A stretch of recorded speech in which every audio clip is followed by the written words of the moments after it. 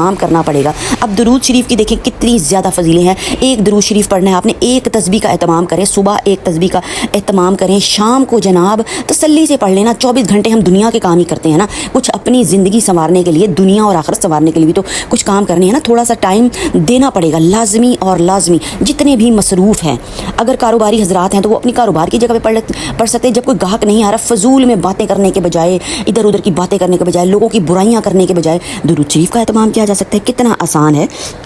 تو ویورز، دلوں کو جوڑنے والا بھی عمل ہے۔ درود شریف محبت اور الفت کو بڑھاتا ہے، یہ میں نے آپ کو پہلے بھی بتایا، بھائی چارے کو بھی فروغ دیتا ہے، اور قبر میں روشنی دیکھیں، ساری چیزیں آسان ہو رہی ہیں ایک درود شریف کی برکت سے۔ تو قبر کی وحشت اور وہ کیا دن ہوگا، استغفر اللہ، جب ہم مر جائیں گے، قبر میں چلے جائیں گے، تو ہم کہتے ہیں جی ابھی تو ہم نے کیا مرنا، کسی کی زندگی کا کیا بھروسہ ہے، کس نے کب مر جانا ہے، صبح مر جانا ہے، شام کو مر جانا ہے، بچپن میں مرنا ہے، جوانی میں مرنا ہے یا بڑھاپے میں مرنا ہے، اللہ جانتا ہے۔ ہم نے یہ باتیں نہیں سوچنی کہ ہم نے کب مرنا ہے، ہم نے یہ سوچنا ہے کہ ہم نے کیا عمل کرنے ہیں جو مرنے کے بعد ہمیں جو ہے وہ ثواب دے سکیں، اور ہماری دنیا بھی اچھی گزر جائے اور آخرت میں بھی ہماری جو ہے وہ قبر روشن ہو، اور اللہ تعالیٰ ہمیں اپنا نور عطا کرے۔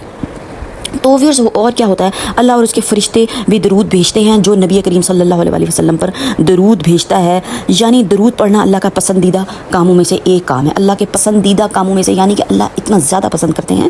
تو ویورز، لازمی اہتمام کریں۔ اور ماشاءاللہ سے جمعے کا دن ایک بہت ہی پیارا اور خوبصورت دن ہے جناب آج، اور ہم نے